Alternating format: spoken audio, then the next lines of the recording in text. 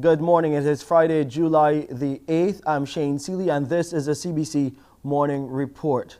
Well, a local advocate in the fight against crime and violence is linking the current wave of crime in Barbados to the difficulty young people are facing in finding jobs and to the emergence of new gang bosses. Speaking out on the issue is the Director of Drug Education and Counseling Services, Roger Husbands. And he says that's why many youngsters coming out of the pandemic have turned to drugs to earn a living. He's astonished by the increasing number of young men selling marijuana, and he's also concerned about the number of new faces, and this, he says, could have some serious implications. You could imagine the amount of new faces that are selling drugs in the territories, which means now the ones that used to sell drugs or the ones that are selling drugs will have some challenges and competition, which causes them also to lose revenue that they were so accustomed to. So you could imagine, or if you come in my district and you sell drugs where I'm selling drugs, you're taking away money from me, will cause me to get angry, and therefore I will retaliate, whether it by murder, whether it by stabbing, whether it by fighting, to show you that this is my territory. This whole situation for years have been a territory and gang related issue, and we are still yet having these problems in some of our districts. And as it relates to those new and younger gang leaders, according to Mr. Husbands, they're trying to make their presence felt. This is also causing some of the reckless killings to send messages to others that we are no one to mess with. So younger bosses are now trying to set the image in our nation, and by causing murders and fights and stabbings to let people know that they are here and they have emerged.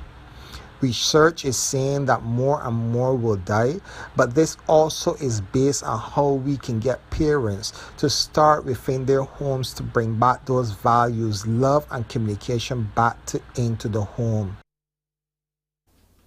Now, the Drug and Education Counseling Services Director is calling on parents to step up to the plate as a matter of urgency in an effort to ensure the teachings and life lessons they pass on to their children at home overpowers the negative influences that children get at school and in the community. He's convinced it's the only way to help stem the tide of youngsters falling into the hands of what he describes as local gangs.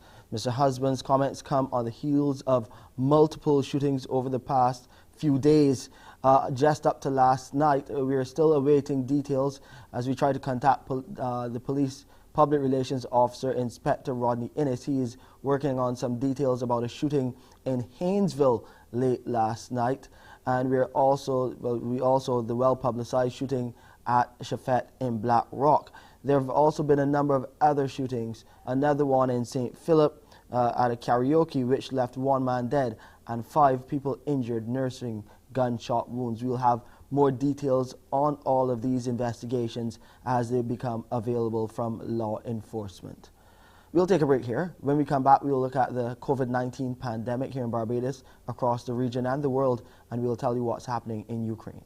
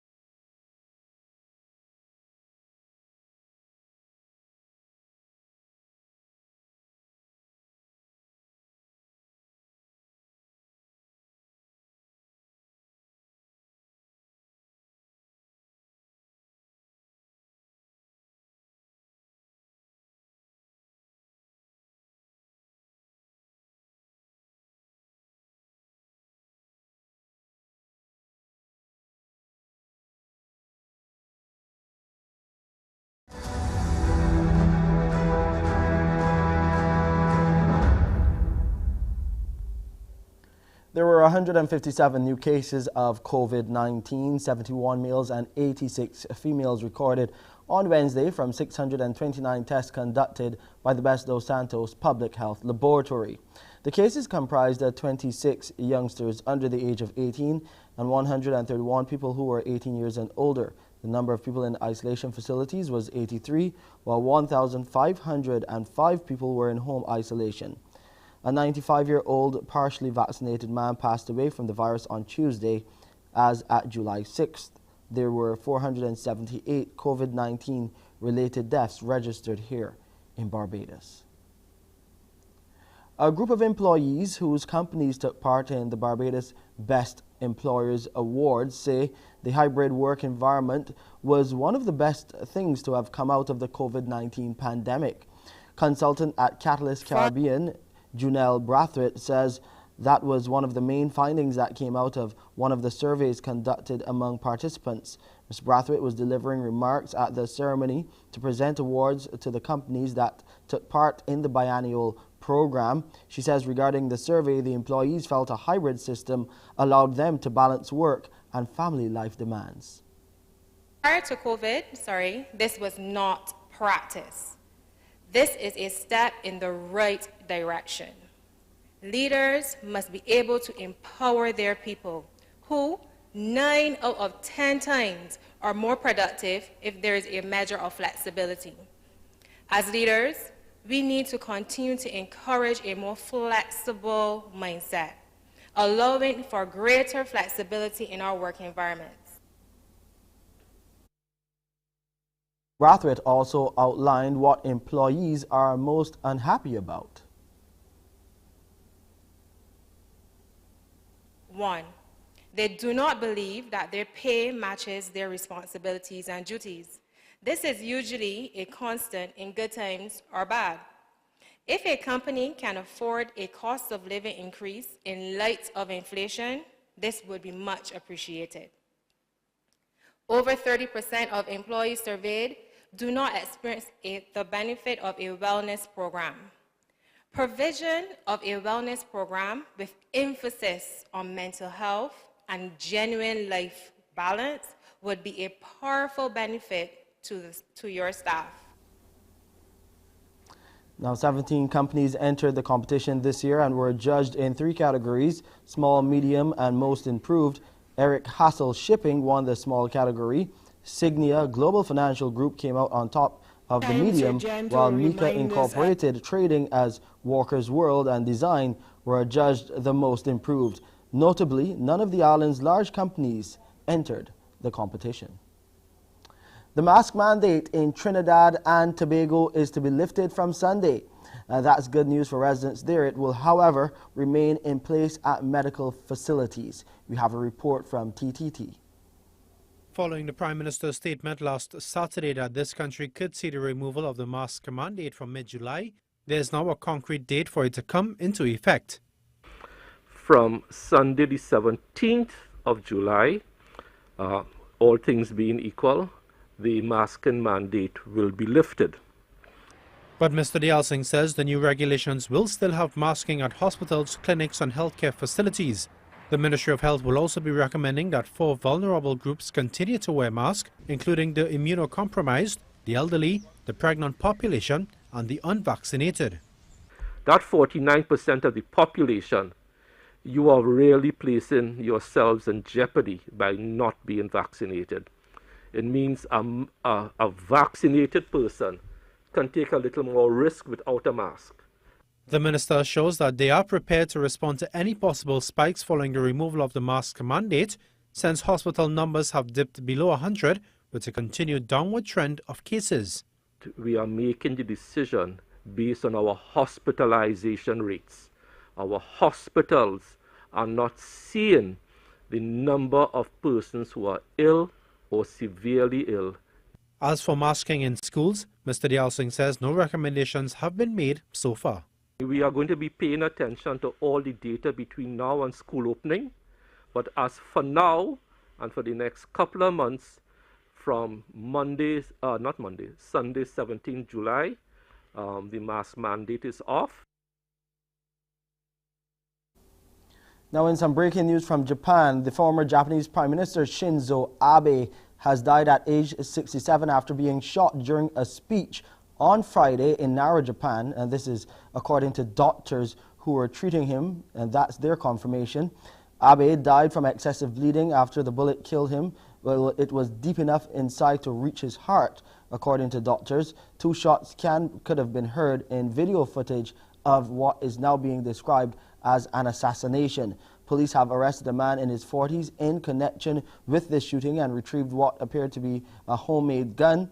And this is according to the public broadcaster NHK. We'll have more details on that story as well in subsequent newscasts. Let's go over now to Pearson to hear what he has coming up for you on Friday to take you into the weekend on Morning Barbados. Pearson, what are some of the things that you're looking at today?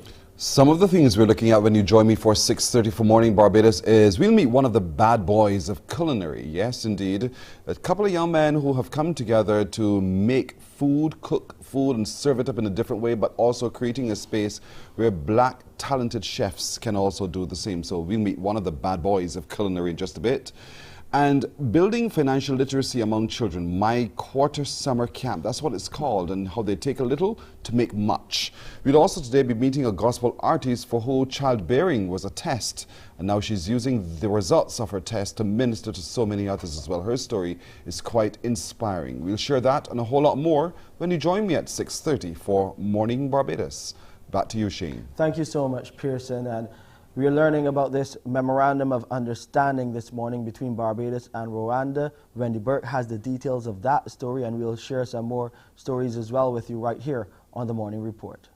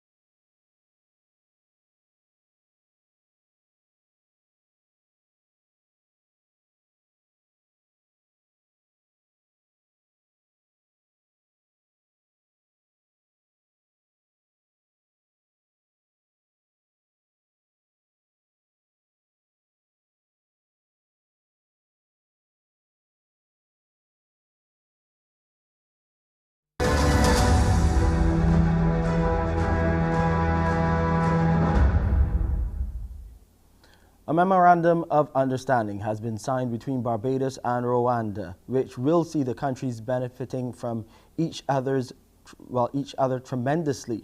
Or Wendy Burke tells us, with so many different areas of investment possible in both countries, there will be lots of economic opportunity.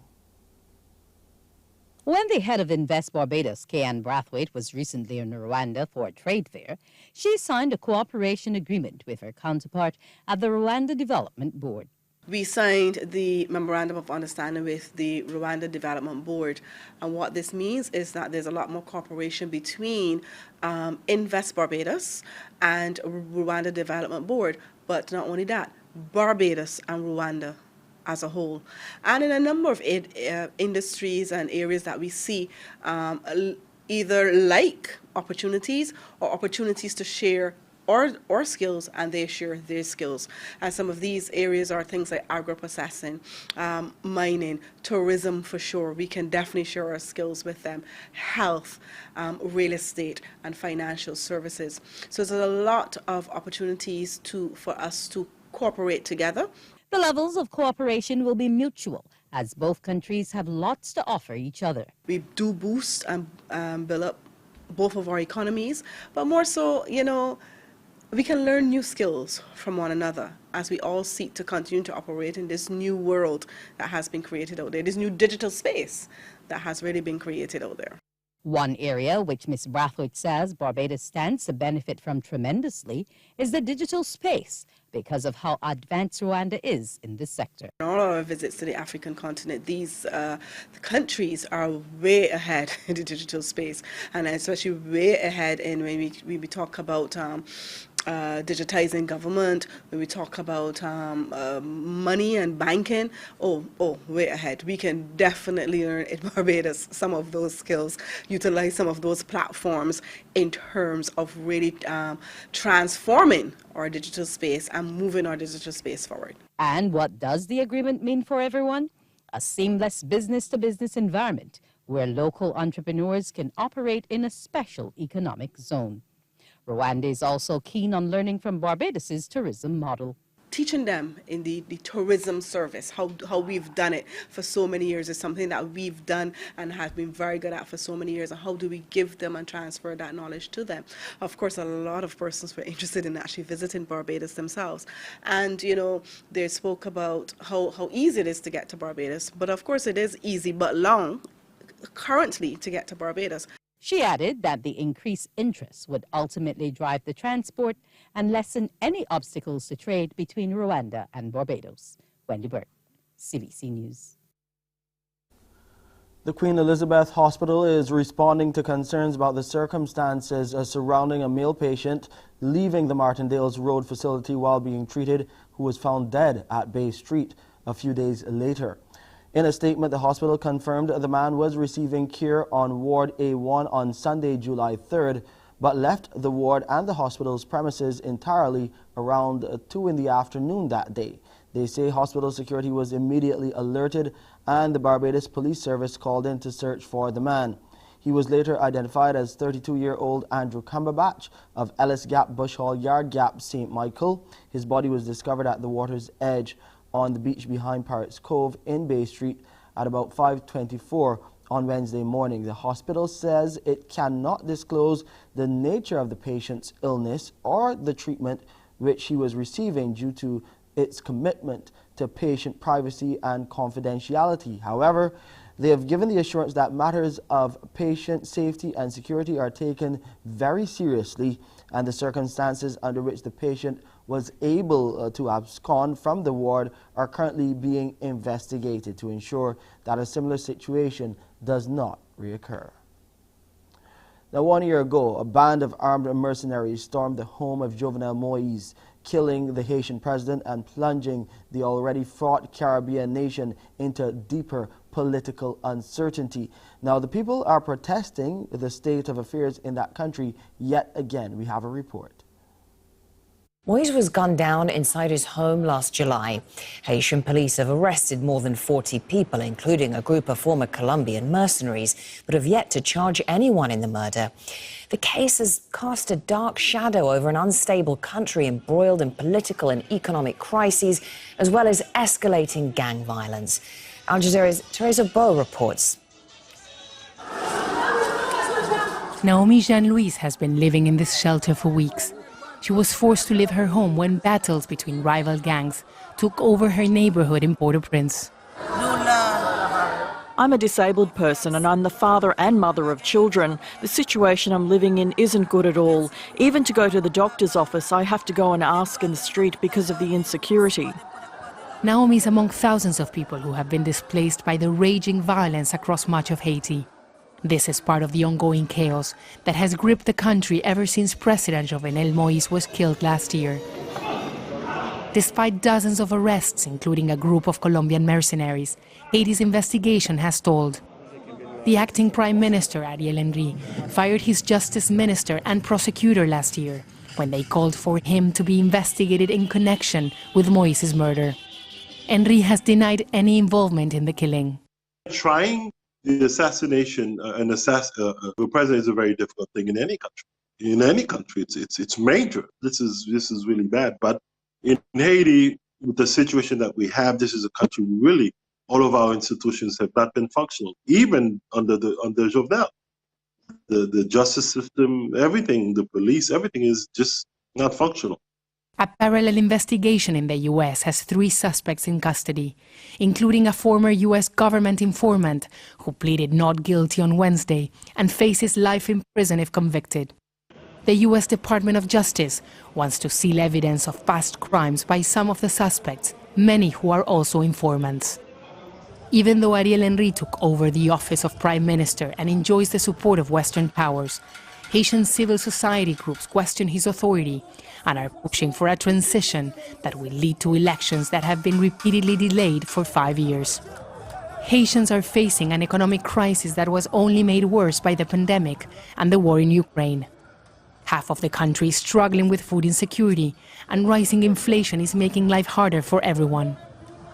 Like thousands of others in search of a better life someplace else, Antoine Guerrero was forced back to Haiti after being deported from the United States. We are imprisoned in our own country because the insecurity makes every single person have a single goal, which is to leave this country. The reason why? It is uninhabitable. I feel like leaving this country again because the situation is very complicated. So complicated that more Haitians than any time in recent memory are risking everything to escape, believing the situation in their home country will not improve anytime soon. Boris Johnson has stepped down as the United Kingdom's Prime Minister. It comes after his latest political crisis and following the resignation of key ministers and other officials. He said he will stay on as caretaker Prime Minister until his replacement has been chosen by his party. It came after 2 days of high drama, during which nearly 60 members of his government resigned. His nearly 3 years in office was marked by controversies and scandals, but Johnson is remaining defiant until the end. Now, he says that he'll stay on as caretaker Prime Minister until his party chooses a successor. I regret not to have been successful in those arguments, and of course it's painful not to be able to see through so many ideas and projects myself. But as we've seen at Westminster, the herd instinct is powerful. When the herd moves, it moves. And my friends, in politics, no one is remotely indispensable. And our brilliant and Darwinian system will produce another leader equally committed to taking this country forward. Nadeem Baba is our correspondent following events for us from Downing Street in London, and there's been some coming and goings behind you, and a lot has happened in the few hours since Boris Johnson resigned. That's right. That address here by Boris Johnson, which was to some extent, as you said, drowned out by the protesters, but met by applause from staff here afterwards, in which he said that he would stand down as Conservative Party leader, but stay on as effectively a caretaker Prime Minister until there was a new party leader in place, saying that he'd announce a timetable for the leadership change next week. Things could, of course, change. So his in the hours that followed that, he actually chaired a cabinet meeting with some of the new appointments he'd made. Most of them, as they arrived at 10 Downing Street, were tight-lipped, leaving as well. Lots of questions to be answered about who's going to stand for the leadership, who might be on their way out, unhappy with what's going on. And Number 10's put out a statement saying that the cabinet will not be trying to introduce any new policies in the interim while a new leader is sought, and it's particularly no new fiscal policy, perhaps meaning that that tax cut that Boris Johnson has been trumpeting now gets put on pause, but they will try to pursue the mandate that they have. Perhaps a reference to things like the Northern Ireland Protocol, with a bill going through Parliament which gets rid of that piece of legislation, which will anger the European Union a lot. So we'll wait to see what happens there. Boris Johnson then saying that for the stability of the nation, it's his duty to try to stay on, to oversee things until there's a new Conservative Party leader. It's not the way many people see things right now. In sports, some great news for the West Indies. They have shut out Bangladesh in their T20 International Series, winning last evening's third and final match at Providence in Guyana for a 2-0 series win. Electing to bat first, Bangladesh posted a respectable 169 for 5. Afif Hussain top scored with 50, while Hayden Walsh Jr. he took 2 for 25. The Windies knocked off the runs in 18.2 overs with Player of the match and player of the series, Nicholas Pooran, top scoring with 74 not out off 39 balls. It included 5 fours and 5 sixes, while Kyle Mears, he made his maiden 50 in this format of T20 Internationals, 55 with 2 fours and 5 sixes. Pooran and Mears putting on 85 runs for the 4th wicket. We have some of the highlights from the match. In there, down towards third man.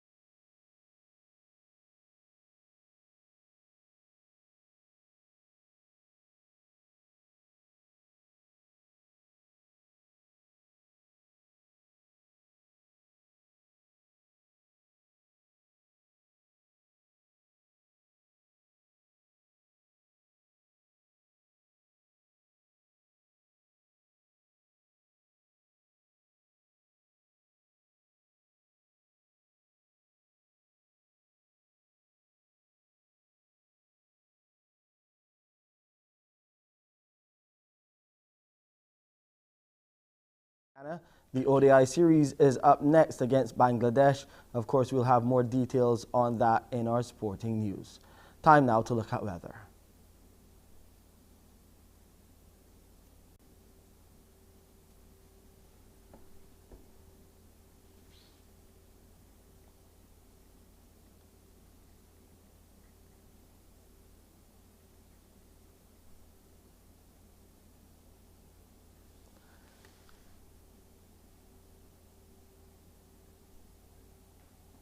Okay, we have one more story for you as we look at what is happening in the world of sports. American basketball star Britney Griner, who's jailed in Russia, has pleaded guilty to drug possession and smuggling, and that was during her trial in Moscow, but said she had no intention of committing a crime. In a surprise move, WNBA star Britney Griner walked into a Russian courtroom Thursday and declared herself guilty of the charges of bringing a small amount of hashish oil into the country. She admitted that it was hers, but she said that it was unintentionally brought to Russia because she was in a hurry as she was packing, and it was just by accident it ended up in her luggage. This comes as her supporters in the United States have launched a very public campaign to pressure the Biden administration to bring her home. This rally was held Wednesday by her WNBA team, the Phoenix Mercury, her wife urging the crowd to help. Now that's our look at sports. Let's try to get you that weather report now.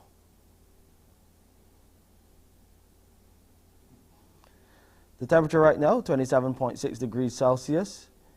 Outside is cloudy and slightly hazy. We had some overnight showers as well. Things are still wet on our roads. The relative humidity is 79%. The barometric pressure is 13.5 millibars, and those winds are coming from the east to southeast still at 35 kilometers per hour. The high tide, you'll see that coming your way at 5 minutes to 11, and the low tide will be at 4:27 in the afternoon. And that's it for this edition of the CBC Morning Report. I'm Shane Seeley. I'll see you at 7 with headline news. Up next is Pearson with Mornin Barbados. Wake up, wake up, wake up, wake up. Barbados, get up. Good morning. Good morning, Barbados. Good morning. Good morning to you. Good morning. Morning, morning, morning. Good morning to you. Good morning.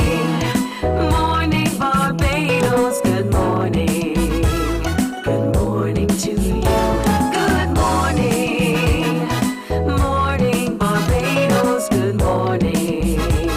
Wake up, wake up, wake up. Morning to you.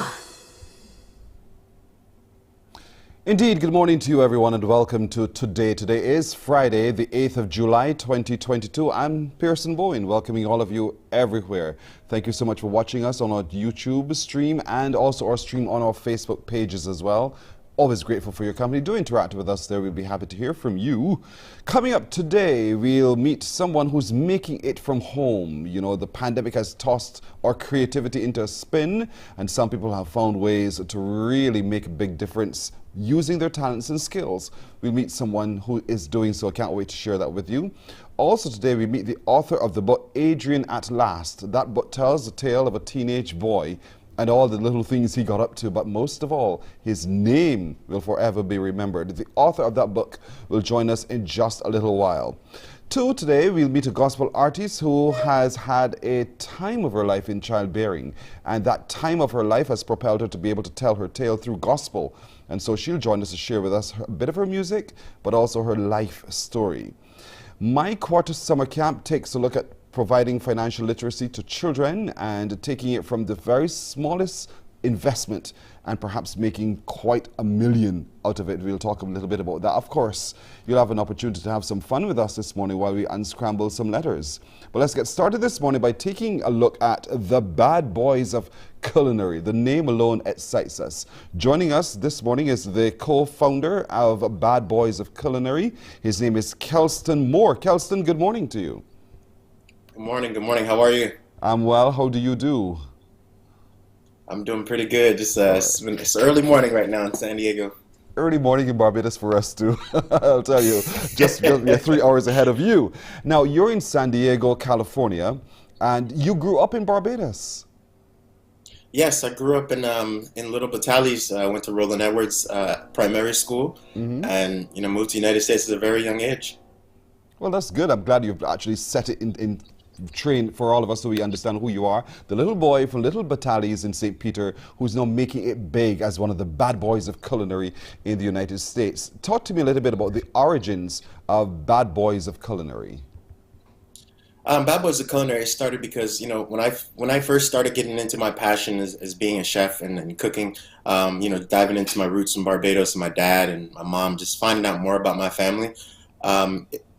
It was hard to get started at first because I didn't have those tools like most people do. When I would ask for help to other chefs, they would it was kind of hard to get information because they didn't want to share information. And so on the way, my path of getting to where I'm at now, I wanted to be able to offer the opportunities to others so that they don't have to go through the longer path that I did. They can get it right then and there, and they can be a little bit further on in their career than I am. But 2020, the year of the start of the pandemic, actually was also quite pivotal in your decision to start the Bad Boys of Culinary, not so? Yes, it was definitely more about coming together. During the pandemic, I think that's when I really actually started. I was cooking before, doing meal preps and everything, but I really started to really dive into, just sitting down at the dinner table. I had roommates, and it was just like we were all in our own different lives. And, coming together at the dinner table, I think that's probably one of the greatest things that we lose in going forth in today's time is actually sitting down at the table and eating together. So with Bad Boys of Culinary, it was kind of like bringing everybody together, all different types of chefs, yacht chefs, personal chefs, restaurant chefs together to just offer the knowledge that, a lot of young chefs need coming up in this career path, because it's not easy. You could have done as most people would have done perhaps in the earlier days of the pandemic. Shut down yourself, just stay inside, not do anything whatsoever, let the fittest survive. But you decided then to pull together some very talented black chefs to be able to provide this service. How easy or difficult was it to be able to execute it with all the protocols that were in place to restrict your ability to do so? It was definitely very challenging. Like I said, just being at home, like you have nothing to do but think. And, I'm a very creative mind, even in my dishes and everything. I wanted to be able to pull a lot of things together. And moving, I was in the Bay Area, San Francisco area at that time, so I was traveling back and forth to San Diego. It's about 8 hours, 473 miles. And meeting up with, the other co-founder, Chef Quentin, we were kind of on the same kind of thought process. He brought me on. It was kind of like I was learning from him. And, these other chefs, they were watching what I was doing with the date night stuff and working on the yacht. They were like, man, I want to learn how to do that too. So I started to teach them. And so coming together, bringing different chefs together, it's definitely been a challenge. But I would say just looking at the rewards of seeing these chefs just grow up, it's like kind of like watching your kids grow up in a sense. It's very rewarding, and it makes me feel good to know that, the knowledge that I've attained in all these years of my life, that someone else who's younger than me or has been doing this less than me now has an opportunity to excel at their craft. I like what you have on your right shoulder. Can you see it? Yes. That must mean so much to you to wear that so proudly, isn't it? It means so much because, in my journey, like I'm actually really starting to really get into like cooking and my passion. Like I've been cooking since, I was 7, 8 years old, but it's just more like learning, talking to my dad and just like the barbecue pigtails and just like learning into the history of like, because I was very young in Barbados, but I still remember a lot of things, and a lot of things was sitting down, eating, and, the livestock that we had in my grandfather's house in St. Thomas, so just learning so much about where I came from, and being able to put this flag on my shoulder, just really gives me that sense of like, I have an opportunity that a lot of my family members didn't, so I need to make sure that I learn about where I came from and try to put it on the map and elevate it in a sense. Food is also a conversation. Do you get a chance to create the conversation around the Barbadian flavor in food? Oh, yes. Man. And I'm smiling right now because my dad just came out here. He surprised me on my birthday back in March. And just watching him for those 3 days that he was here, he was making me his barbecue sauce, which goes back to barbecue pigtails. That was one of the things I remember him leaving, Almond Beach Resort as a waiter, coming home and just cooking and just doing the pigtails and the barbecue sauce. And, if people didn't have enough money, he would give them how much money they had, in food. If you had $1, you got $1 worth of food. And, my dad really, his name really got around, and just for that barbecue pigtails. And that's why I'm so proud to wear this flag. It's just like, I have a lot of history that I'm still learning because I was young when I left. But it's just great to really learn that through food and the conversations that I have through food to find out where I came from. Is your father also living in the United States, or is he resident in Barbados? Yeah, my dad is he's in Indiana. He's a resident in United States. My mom is still back home in Barbados, and most of my dad's family is still back home in Barbados as well. Does it feel weird to know that they're watching you right now?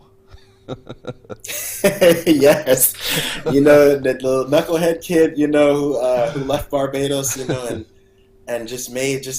They tell me how proud they are so many times, and just how I'm trying to just turn Caribbean food into like a delicacy, and just like the story of where we all came from. They tell me they're so proud of me all the time, and it just feels so rewarding. That's fantastic to have the support of family.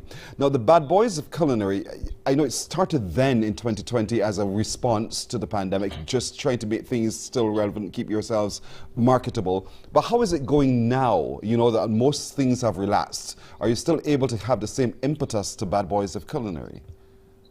Oh, yes, definitely. I think now that we're out of the pandemic, it gave us more of an opportunity to grow.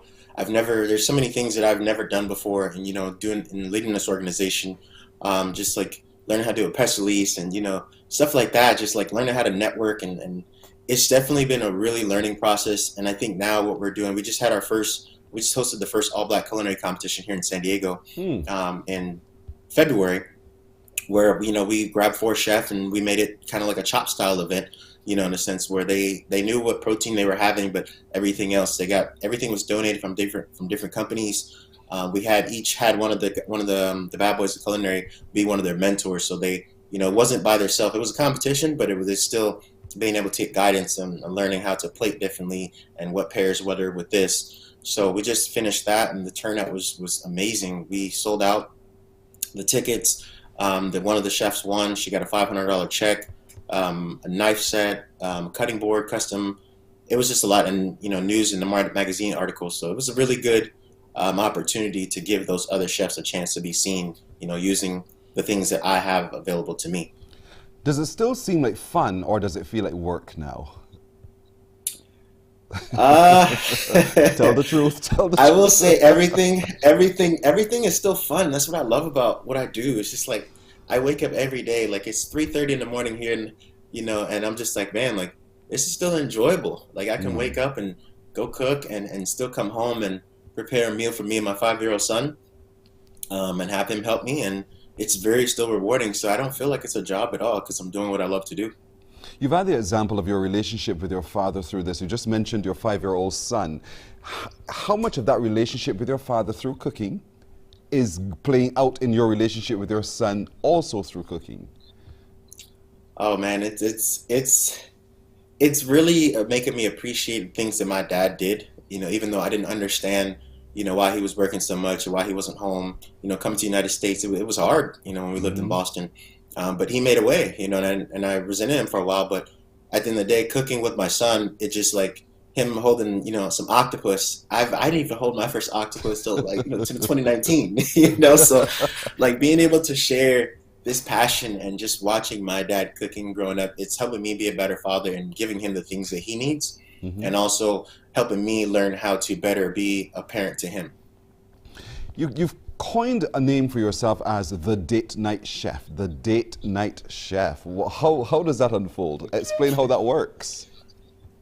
So the Date Night Chef, it came up back I was in culinary school. I was at the Art Institute in San Antonio. I was kind of like bouncing around at that time in my life, So, and I was at the house and I was like, man, like, it kind of sucks. Like when you want to go out and, you don't have that opportunity. A lot of my friends didn't have that because they had kids. And I was just fortunate, my son was with his mom, and I was like, man, like I should do everything that I was coming home cooking from learning in culinary school that day. I would literally come home and cook with my friends. So I offered the date night service. I come to your house, I bring everything. You don't have to worry about nothing.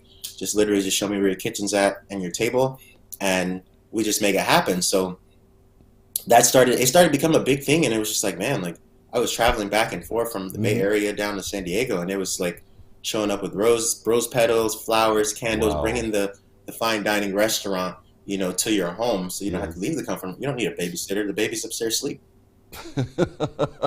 I love it. This is fantastic. So here it is. You've made your way through life. You've made your way through San Diego. You've made your name, and you've worked with your partner Quentin. What else do you think is possible for the Bad Boys of Culinary? What are you guys planning next?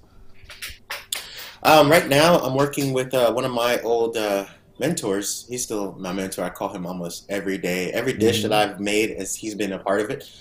He's a culinary instructor now in Detroit. So he started an after-school program, and I'm really looking to fund that program by supplying those kids with cutting boards, aprons, maybe some chef jackets, equipment that they would need to have them prepare, and learn the basics in a sense, and I think that having the proper setup is always make sure it would actually help you set up better for success. So that's what I'm working on right now, is making sure, hopefully to get out in Detroit probably in the fall, and present those kids with the cutting boards and aprons and stuff like that, so they can have a better understanding of what they need to start the job. This is fantastic. When last were you home in Barbados? I was home in 2015 around this time. I went home, my mom wasn't doing too well at the time, so I went home to see her, and I was home for about 10 days. And it was just like bittersweet. I was all over the island from, top to bottom, doing everything, because I just felt like I just missed home. Well, your son needs to know home now, so you need to bring him home. Let him come explore, sink his feet into the sand on our shores indeed, and to explore everywhere. Kelston Moore, it's been fantastic meeting you. Say hi to your mom, your parents, your people here. Go ahead. Hey, Mom. Hey, Auntie Hawana. Hawana, I love that indeed. Kelston Moore of Bad Boys Culinary, thank you so much for joining us this morning. Your story is quite interesting indeed. Great work you're doing. Thank you. Thank you so much. I appreciate the opportunity. You're welcome. You're welcome. Indeed. Look forward to seeing you soon. Indeed, we're anxious to have you come to Barbados, indeed. Thank you so much. Kelston Moore, co-founder of the Bad Boys of Culinary. How are they doing? I love it. We'll take a break right here. We're coming right back in just a moment. Morning, morning, morning. Good morning. Good morning to you.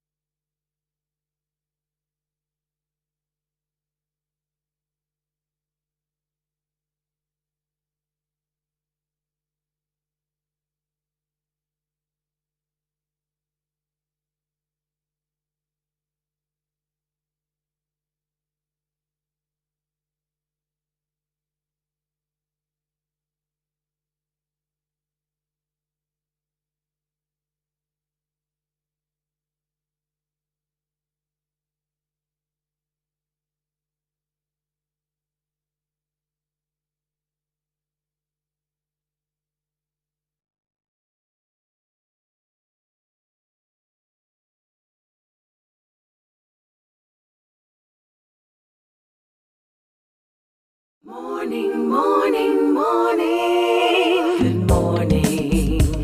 Good morning to you. Well, our next guest is a chartered accountant, but very much into financial literacy. So much so, she's having a summer camp, My Quarter Summer Camp. She joins us now to talk about that and a little bit more too. Malika Chow, good morning. Hello, good morning, Pearson, and good morning, Barbados. Thank you so much for joining us. I like the idea, My Quarter Camp, providing financial literacy for children. And My Quarter, I am thinking My Quarter to be just the coin, that 25-cent piece, My Quarter. Am I reading it correctly? You're right.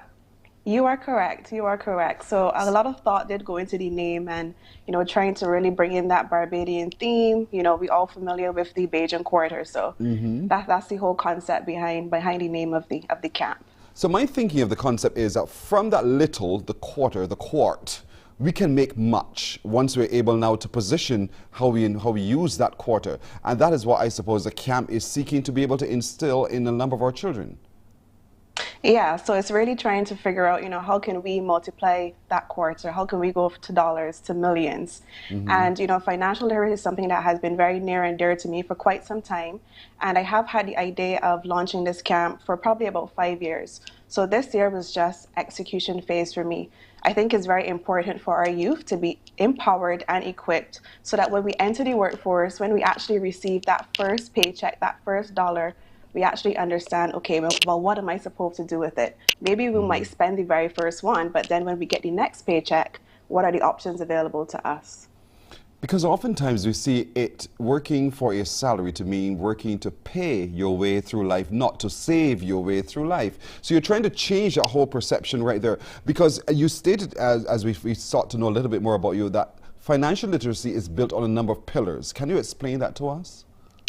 Yes, so I teach a concept of 5 pillars, and the 5 pillars are net worth, income, expenses, which is your budgeting, also learn about debt and investments. So these are the core pillars that I teach.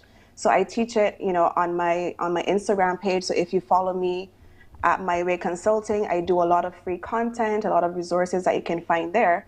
But I use these pillars as really as the grounding force because I find that in a lot of ways, many of the things that we do are grounded around these pillars. And these pillars need to interact and they need to harmonize. We need to be aware of every single area so that we can actually build a good foundation.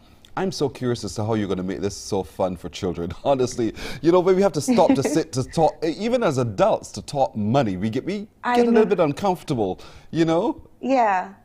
So how is the camp going to work? So it's fun.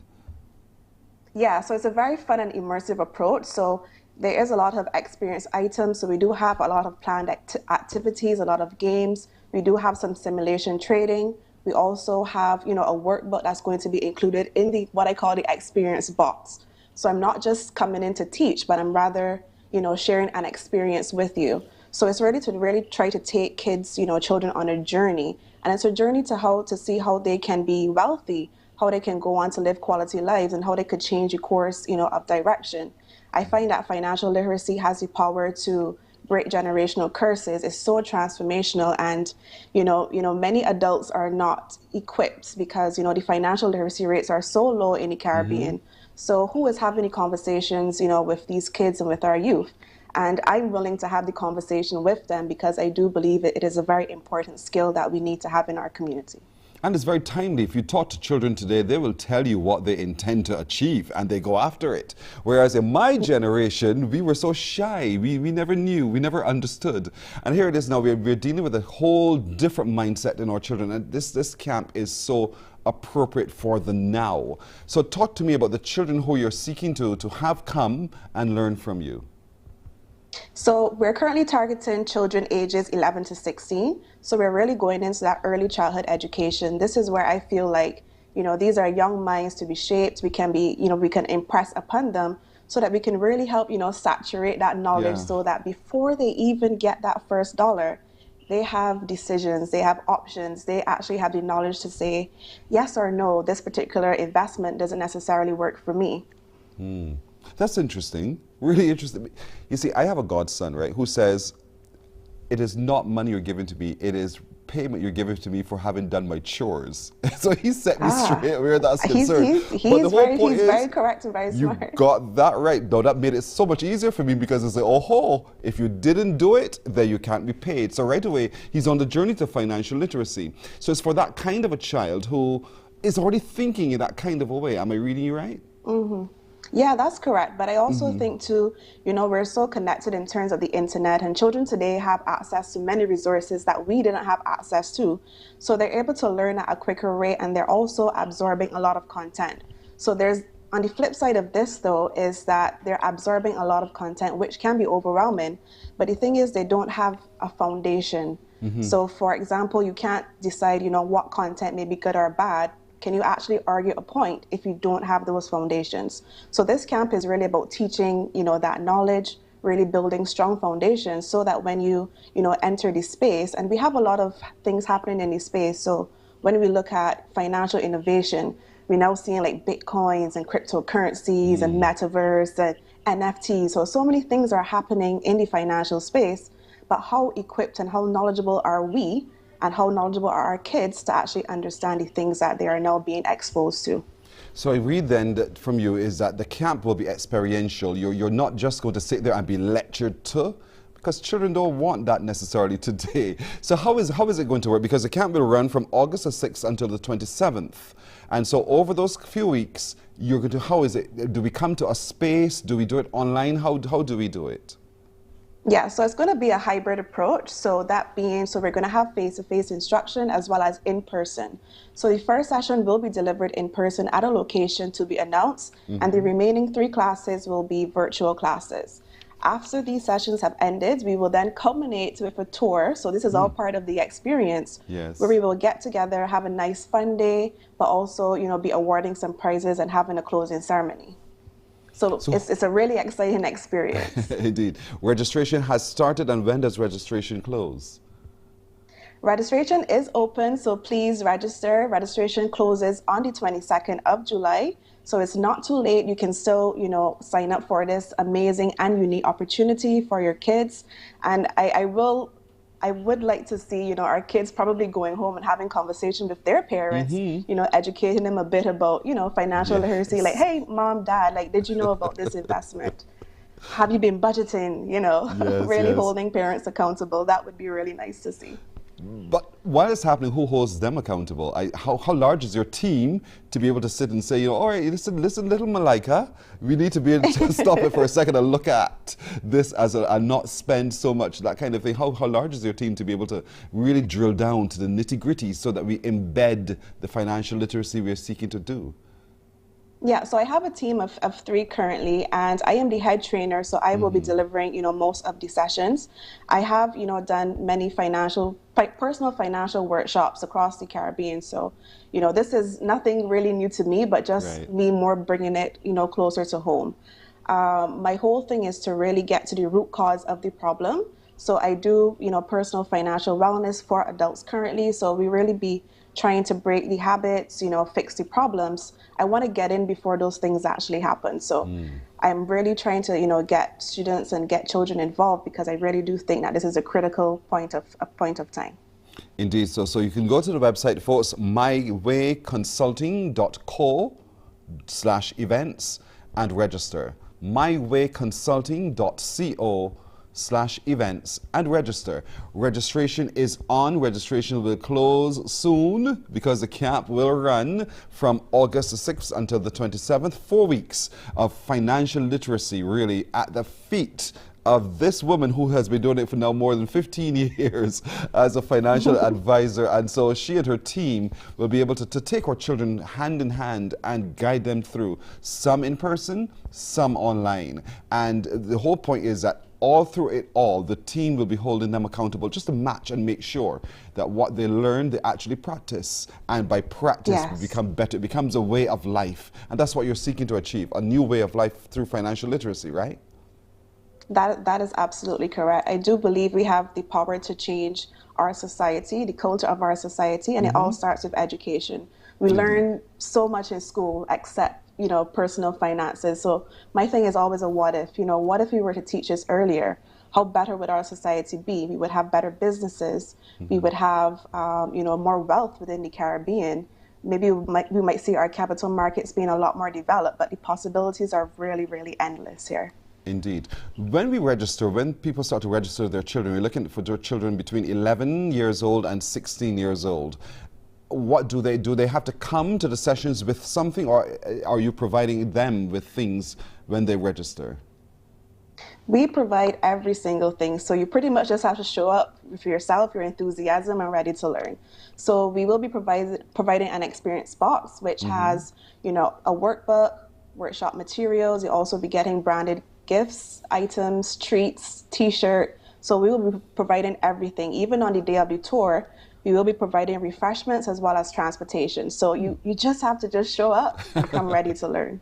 Show up, but first register. mywayconsulting.co/events. And that's where you go to register. Register today. Don't dilly-dally, don't waste time. Because even in wasting time, that is not necessarily being financially literate. Because you really have sometimes to seize the moment. And I'm sure that's part of what you will teach while you're engaging with the children in the summer camp, their financial literacy. That sometimes some things are very time sensitive. And so you must be able to make a decision very quickly. There's sometimes you have to stop and pause for just a moment because there are other risks that you have to assess. And I'm not preaching to you because I know you know all of this already, but these are things that the children will get to learn. Yes, that is absolutely correct. That is absolutely correct. I like that you brought in that concept of risk, because that's something that not many persons tend to understand or incorporate when they're making financial decisions. So, excellent. Thank you so much. See, I'm learning from you already. This is fantastic. So, folks, mywayconsulting.co/events, that's where you go. If you've forgotten it, you can look back at the show as soon as we're done. We're streaming on our YouTube page and our Facebook pages as well. Get the information once more and just go to the website mywayconsulting.co to learn a whole lot more. Malaika Chow, thank you so much for joining us. I really hope that many, many children really grab hold of this opportunity to sit with you and your team to become far more financially literate. And in exchange, they share it with their parents so that we all as a society become far better at managing our financial literacy built on those 5 planks which you will share through the summer camp. Thank you for joining us this morning. Thank you, Pearson, and it's a pleasure. It's a pleasure as always. Indeed. Thank you so much as well. We'll take a break right here. When we come back, we'll bring you the news. Morning, morning, morning. Good morning. Good morning to you.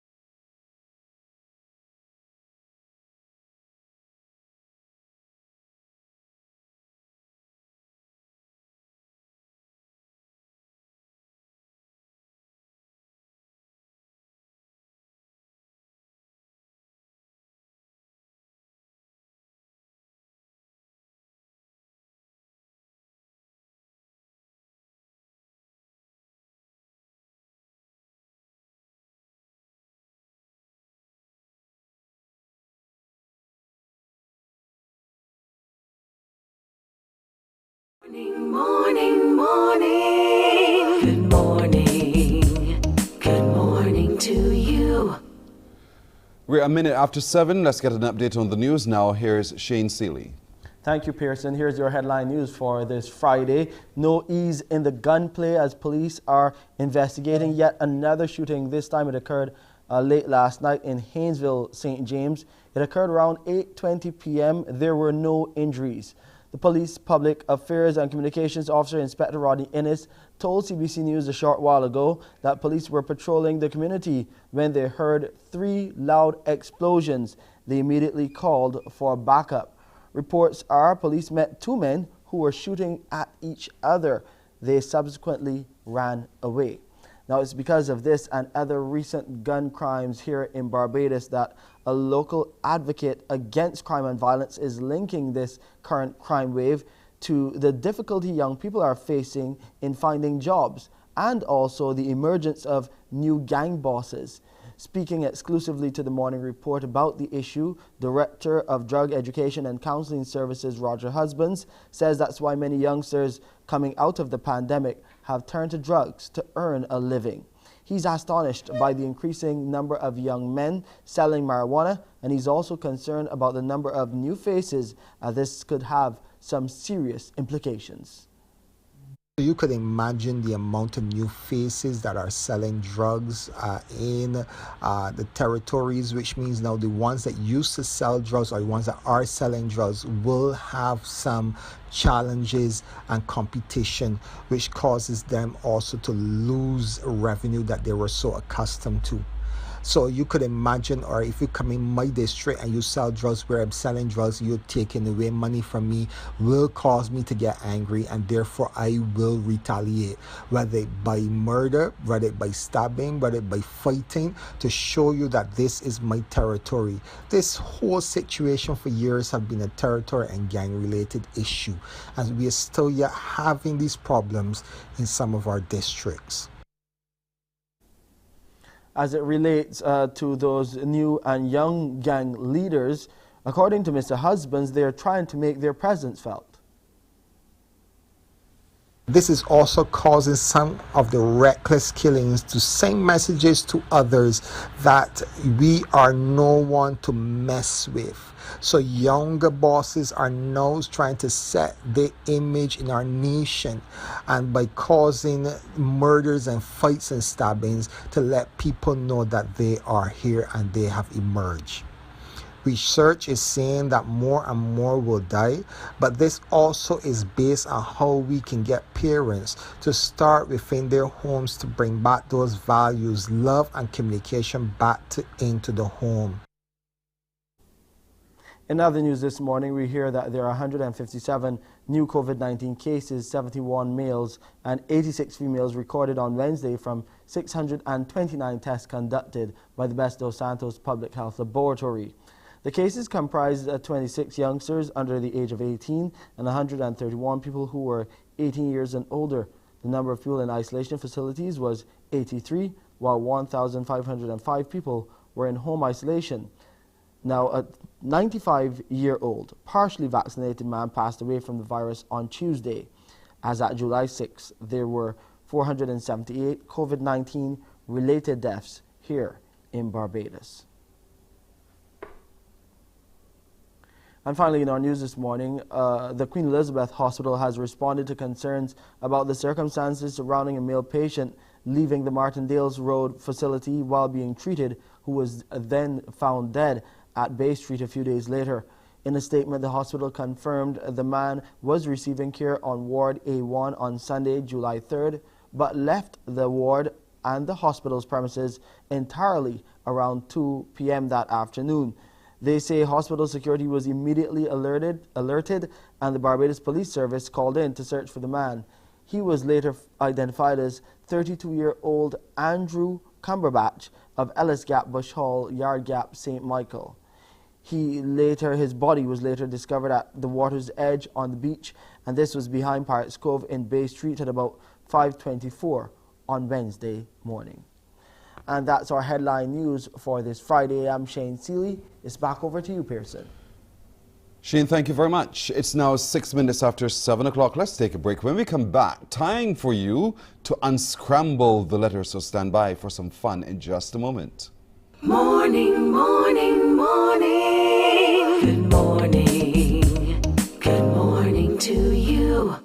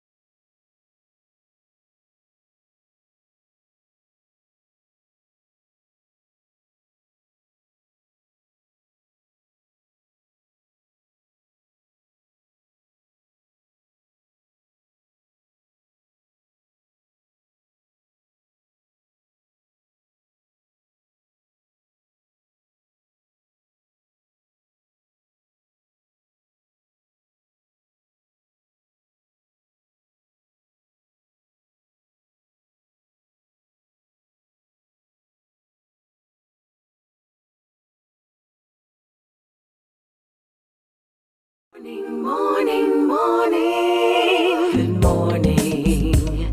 Good morning to you. It is 9 minutes now after 7 o'clock in the morning on a Friday. Time for you to help me unscramble some letters. So get ready to give me a call on 228-5562 or 228-5563 to unscramble the letters. You know how we do this, so let's have some F-U-N, fun. So what words are we going to toss up today? Look at that. Oh dear, oh dear, oh dear, oh dear. Can you figure this one out? Look at your screen. There are two words on your screen. Those letters have been all jumbled up, scrambled up. And can you unscramble them? And if you can, what words do you see being formed using those letters? So 228-5562 or 228-5563. Let's see if you can figure this one out. Unscramble those letters for me and let me know the two words you see on your screen. 228-5562 or 228-5563. Oh dear, you're sharp. Let me hear you. Good morning. Hello. Good morning. How are you? I'm well. Thank you for asking. How do you do? I'm fine. Oh, great. What's your first name and what parish are you watching us from? St. Andrew. Lucy? Yeah. Anybody to your house? Just kidding you, Lucy. So, Lucy, tell me now, how is it today? What's the weather like where you are? It's sunny, bright. It is bright and sunny. Is it also quite windy? No. Not really, just normal kind of wind? Pardon? Lucy? Just wind is blowing normally? Yes, yeah. All right. Did you have rain overnight? No. Where you live? Man, we had rain overnight. You live in the wrong place, Borden, St. Andrew. But for those who don't quite know how to get to Borden's, can you describe how to get to Borden's? Coming from town, Jackson, Short Hill, come up to... Just follow the road? Yeah, just follow the road, one straight road. Spring. Right. The spring, but the spring in St. Thomas. You come up, you come to Hillaby. You come down, turn this off. I just follow the road, right? Yeah. And if you're coming from East Coast, well, they come down Horse I Hill. hear you. At what point do we turn off? Okay, let me help you here. So we've gotten as far as, say, Andrews Parish Church. Do we keep straight on, or do we make a turn? No, a car around the roundabout. On the right. Uh-huh. Come down to Walker's. And then you get to Bardens. All right. I think I understand where you are now, Lucy. What words do you see on your screen? Barbados Museum. That's what you see? Yeah. All right. You're right, though, Lucy. Thank you. Here. Okay. All right, Lucy Maynard. Lucy Maynard calling from Bordens in St. Andrew. Indeed, Barbados Museum. Those are what those letters represent, those two words. Shall we give them another one? 228-5562 or 228-5563. Unscramble for me these words, these letters you see on the screen. Two words again. What words do you think we can make out of this? And if you're smart, you can figure it out. 228-5562 or 228-5563. Tell me what words we can make from using these letters on our screen. Morning. Hi, good morning. How are you? I'm fine. Oh, that's good to hear. And what's your first name and what parish are you watching us from? St. James. Your first name is St. James? Caroline. Hello, Caroline of St. James. Caroline, how are you doing today? I'm fine, thanks. And yourself? I'm doing well, too. Thank you very much for asking. What part of St. James are you? In the Redlands Village area. Oh, just over the road here by the roundabout. Yes. I know, if I can hear your voice. So, Caroline, what words do you see on your screen? Barbados Museum. That's what you still see? Yes. You know we're going to pass that long time. Oh. Yeah. Okay. You know why? Do you know why you have that problem? Why? You're going to tell me? Let me put it this way, Caroline. At 8 o'clock this morning, the MCTV customer service desk opens. And when that happens, you can come, sign up, and we can give you real time, real fast. You understand? Without me having to say it to you? Caroline, no, we've gone past that word. Has it changed yet for you? Do you see a new word on the screen? Yes. All right. You can figure this one out now? Don't know what that one is. You don't know? Bajan something. Bajan what? Bajan Queen. Yes. Well done. Thank you so much, Caroline. Thank you. Okay. But don't forget, 8 o'clock this morning, call and ask a question. And so you can catch up like everybody else. I hear you, Pearson. All right, you have a blessed day. You too. Thank you. Listen, so much could happen in that time that you will be shocked. So much could happen if you don't stay on time. You might miss quite a bit. So that's it. All right, they tell me to do one more. So let's see. Let's give them another word. Now let's give you another word, folks. 228-5562 or 228-5563. Let's see if you can figure this one out and see. Let me see what words. Oh dear. Livers dance. Livers dance. What else can we make from that? Those words, those letters on your screen. What two words do you think we can make from those letters? 228-5562 or 228-5563. Those letters are right there waiting for you to unscramble, and you can help me solve the clue, the puzzle. What words can we make from this? 228-5562 or 228-5563. Livers dance. Livers dance. Those two words I see before me, but what words can you make from the letters? Because they're all scrambled right now. We're just waiting on you to come and part them, set them apart, and figure it out. So let's see if we can figure this one out. 228-5562 or 228-5563. This one has you all stumped. Good morning to you. Hello. Morning, person. Hey, how are you doing, sir? I am blessed. How are you doing, sir? I'm blessed too. Thank you for asking. What's your first name and what parish are you watching us from? Okay, my name is Alwyn. Alwyn? Mm-hmm. And what parish are you watching us from? You're gonna like this, but beautiful St. Michael. You know I ain't gonna like that. You still have to misuse the word beautiful like that. Why are you hurting the word beautiful? It's such a beautiful word. Because I just wanted to kneel you for getting back a lady from early in the week. Fair enough, fair enough. There's only one beautiful parish on this island here, St. Lucie. Just kidding you. You have to be. You have to be the most beautiful, indeed. So, Alwyn, what words do you see? Well, That's all right. What you say there has nothing to do with livers. It has to do with fish. Really? Yes, because it is Let me hear you. silver sands. What does that have to do with fish? Because silver sands is dealing with fish, my brother. And Really? Don't think you can get me. Don't think you can get me to dump myself to die silver No, sands. no, I'm not trying to make you doubt yourself. I want you to explain to me what silver sands has to do with fish. Silver sands got everything to do with fish, my brother. You know How? what French means out there? I don't know, so you tell me. Well, you're too far north. You gotta come down. Alwyn, you're right. You're absolutely right. Silver sands, correct indeed. Thank you very much, Alwyn, for being a good sport in the morning. Thank you. Yes, my brother. Blessed day. All right. You do too. You do too. Ah, you guys are great. I love it. I absolutely, truly love it engaging with you. Continue to engage with us and tell others about us, actually. Tell them to turn on every morning. This is the kind of fun we have on Morning Barbados. Shall we take a break? And when we come back, a riveting story you don't want to miss. Stay with us. We're back in a bit. Morning, morning, morning. Good morning. Good morning to you.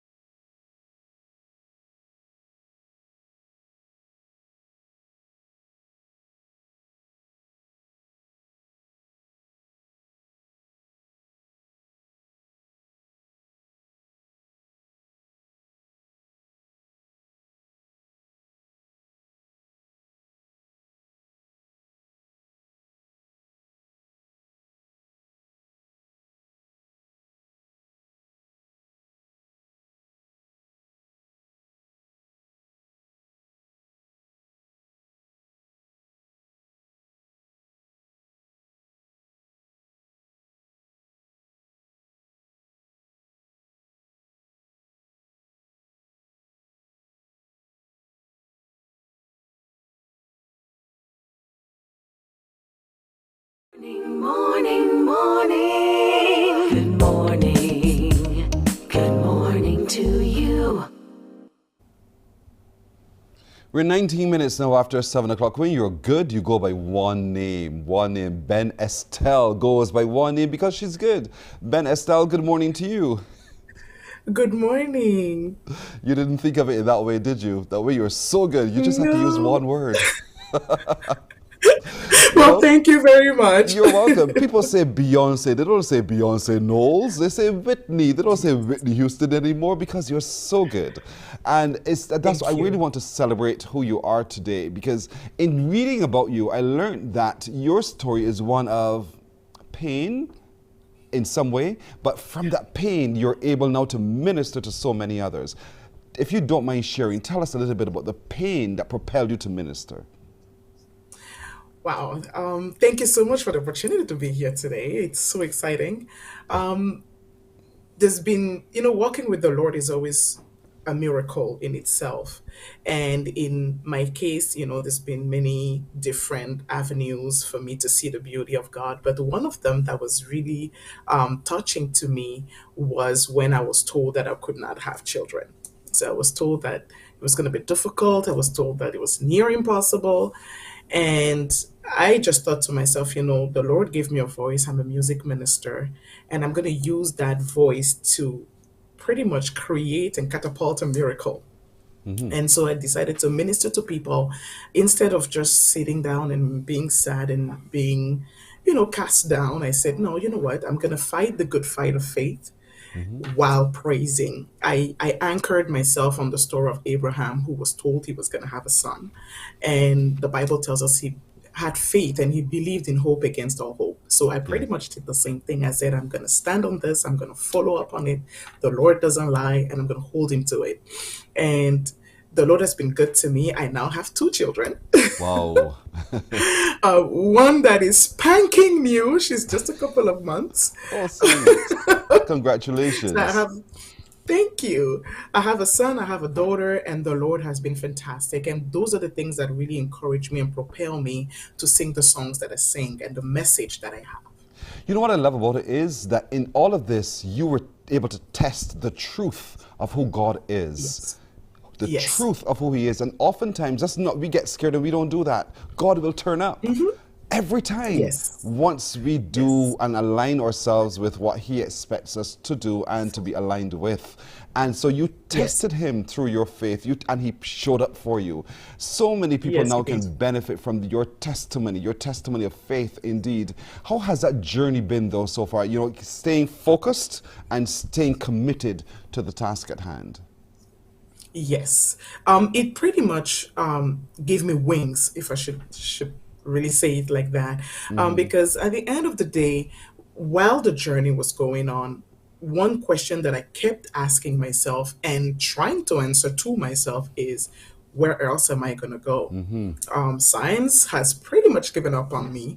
People and, medicine, as it is Yes. called, is pretty much saying it's not possible. So I had to keep focus on God, and there was no other option. So it's not like I can back out. And that's one thing I like to communicate to people and say, He never fails. Though it may tarry, it will surely come to pass. And in my own story, I am grateful that it took that long because, looking back right now, I'm thinking to myself, maybe the time I wanted to have those children, I wasn't ready. Maybe I wouldn't have been a successful parent the way I am now. So the Lord knows better than us. He knows the timing. He knows what He has equipped us with to carry this thing we're asking for. Yes. And I have seen that in many people when they listen to the songs, and sometimes when I have an opportunity to share the story on a one-on-one level, they're like, wow, I didn't see it that way. And I tell them, you know what, I didn't see it that way myself until I had to go through it and I had to trust. Yes. And so that's how the victory comes. And we thank God for those opportunities. What I love is that you also turned your tears into triumph, because at some point you began, no doubt, to question yourself, but who am I? You're a woman, and women are to be seed bearers, and how is it that I'm not able to do so, Lord? And you went to him in fervent prayer, but he revealed so much about who you are as well in all of that. What did you learn about who you are through your journey? One of the things I learned is that I'm stronger than I think I am. Because like I said, it's not like you can back out and go anywhere. You can say, oh, Father, I didn't get my miracle, take me back to heaven. Yes. Or, I'm done with this whole thing. You have to stick it up. And so I learned that I had to encourage myself in the Lord. I had to know the word of God for myself. And, there's only so much family, friends, loved one can say to encourage you. They're not there at night when you're crying on your knees to the Lord.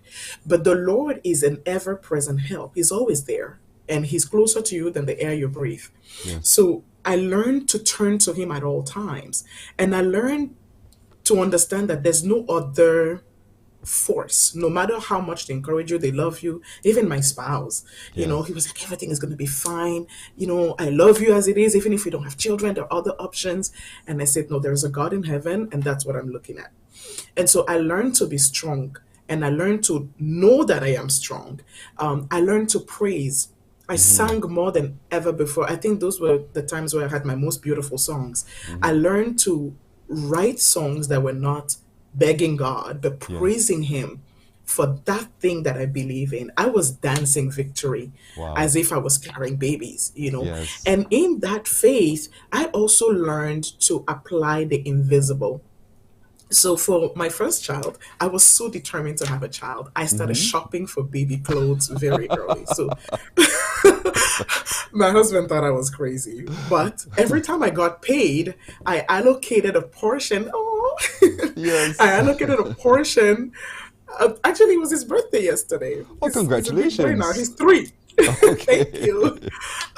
So I would allocate a portion of my pay to shopping for this baby. And I bought the most beautiful clothes, the things I think the baby will look good in. And I told God, I said, I want a son first. I want a boy. So I took it the extra mile and I shopped blue. I shopped green. I didn't do any pink or anything because I said, Father, you can't disgrace me like this. We have to make this work. And it did work, you know. So those are the things I learned. And I tell people, step on the water. It may sound impossible. That dream may look like, oh my goodness, what are you thinking about? But this God is bigger than your dream. So go for it. Those are the things I learned for myself. This is sweet. So he gave you the son that you've always asked for. And I like the way how you likened your journey to Abraham's journey as well. But then you went a second time. You know, you could have simply said, I've got it done, dusted. Yay. But you decided, you know what, I'll do this one more time. What do you have now? A girl? Is it a girl or a boy? I have a girl. All right. And it was an interesting journey because after I had my son, I said, you know, Lord, you've done it. Yes. But being the Ben Estelle that I am, I'm like, you gave me a whole lot of songs. You want me to bless your people. Let's see if we can do it a second time. You really can't fail this time. Like, we got to do it again. And I actually said I want a girl. I didn't do the shopping thing this time because I was like, it's going to work. But then again, science said, oh, you got lucky the first time. I said, no, I didn't get lucky. I'm a blessed person. There's no luck in this situation. I'm going to have a second child. And they were like, you're pushing it a little bit. So I remember when I went to the hospital and I told them, I'm pregnant.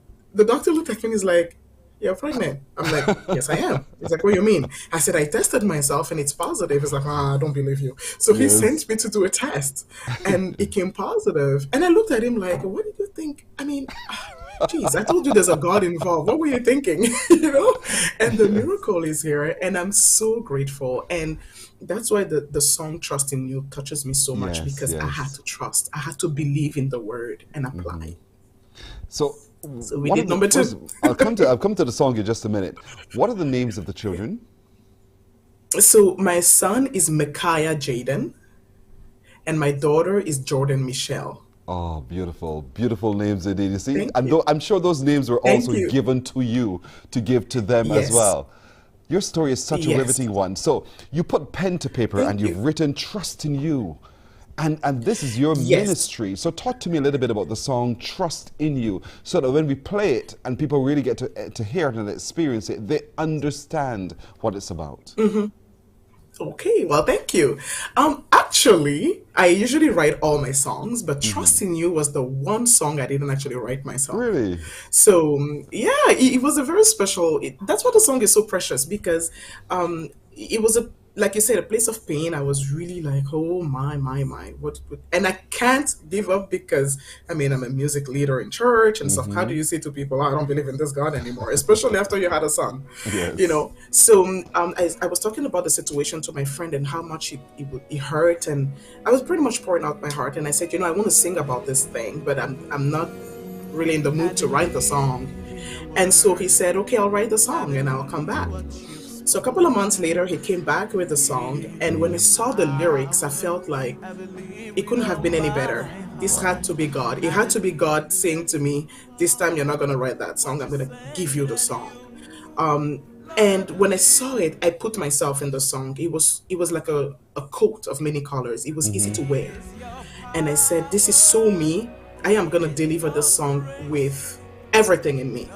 You know, I always say to people, if, knock on wood, the Lord said, come home today, my children, my family and loved one will look at it and say, wow, she gave her very best. That's usually how I go with it. And so when the song came, I said, yes, I believe this thing. I receive it. I live in the presence of God, so I can't forget the things he has said. And he has done it before. I have Micaiah. So there will be another child, you know. And the miracle of it is that the names of the children were given to me back in 2014. So I knew I was going to have children, no matter what I was told. It was just that, you know, situation and the devil tells you, you're not going to have it. Yes. And then your faith and the word of God says, what are you going to do about it? I said, I have names. I have the names, and these names have to be given to actual persons.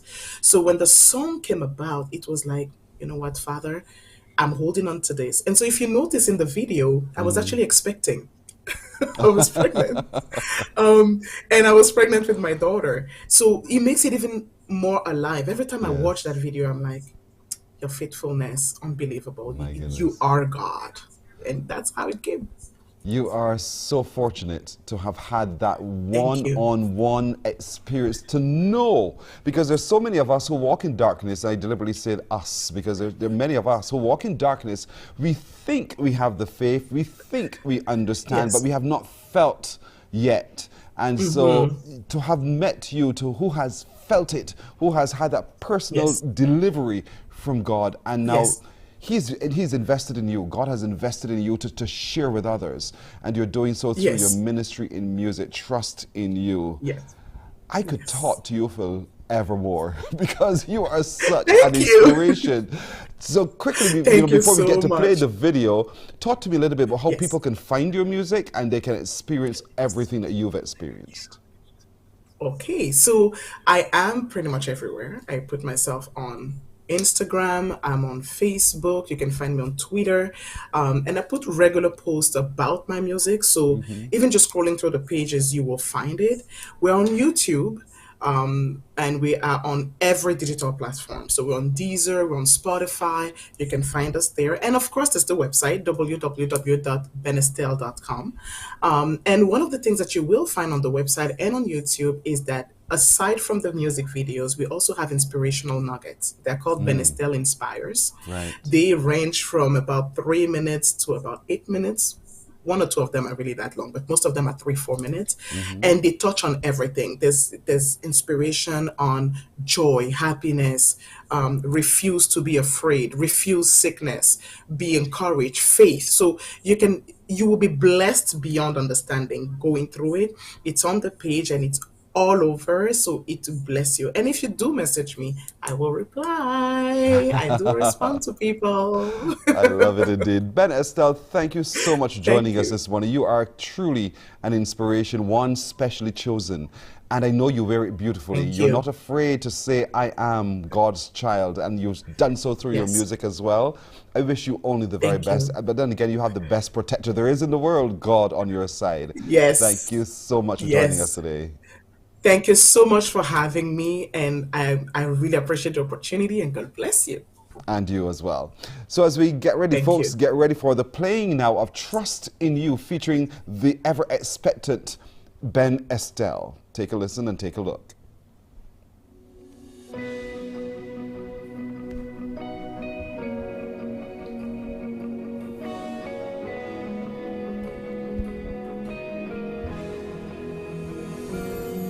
I believe in your word. I believe what you've spoken. I believe in your power. I believe with all my heart. I believe that you are what you say that you are. Lord, I believe. Yes, I believe that it is your power. It is your grace. Lord, it's your word that has brought me this far. Lord, I believe it and I receive. Here in your presence, I'm reminded again to just trust in you. Just trust in you.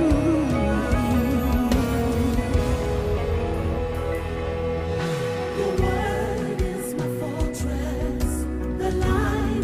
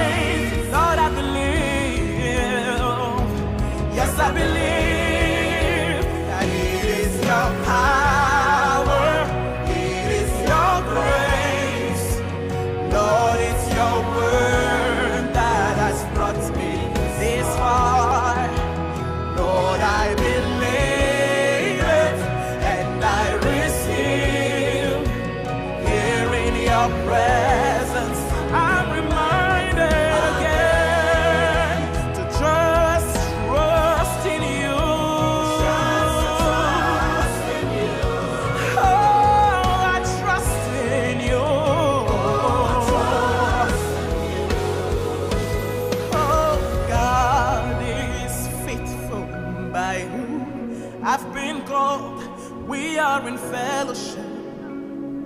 We are in oneness together. God is faithful, my Lord. We are in fellowship. We are in oneness. God is faithful. God is faithful, by whom I've been called. We are in fellowship. We are in oneness. God is faithful, by whom I've been called. We are in fellowship. Hey, we are in oneness. It is your power. It is your grace. Lord, it's your word that has brought me this far. Yes, I believe it. And I receive.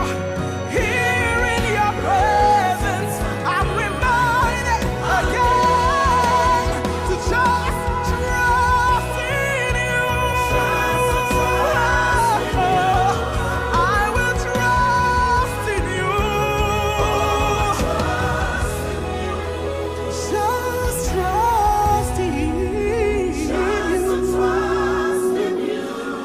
Oh, I will trust in you. Oh, I trust in you. You are always there, faithful. You never change your mind about me.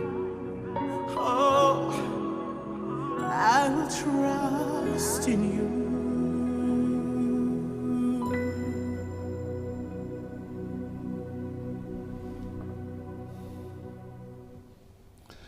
Beautiful indeed, awe-inspiring from Ben Estelle. Trust in You. The song is available on all platforms everywhere. Just search for it. Ben Estelle is her name. You got to trust. There's a little bit of work on your part. He will deliver. You have to do some work as well. We'll take a break right here. We're coming back with more in just a moment. Morning, morning, morning. Good morning. Good morning to you.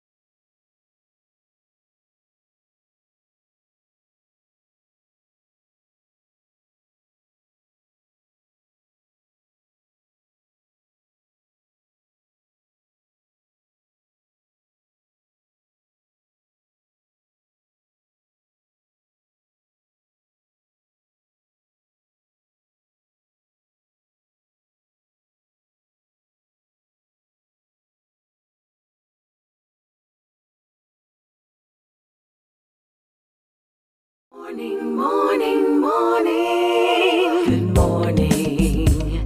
Good morning to you. Barbados schoolboy Adrian Manning is back.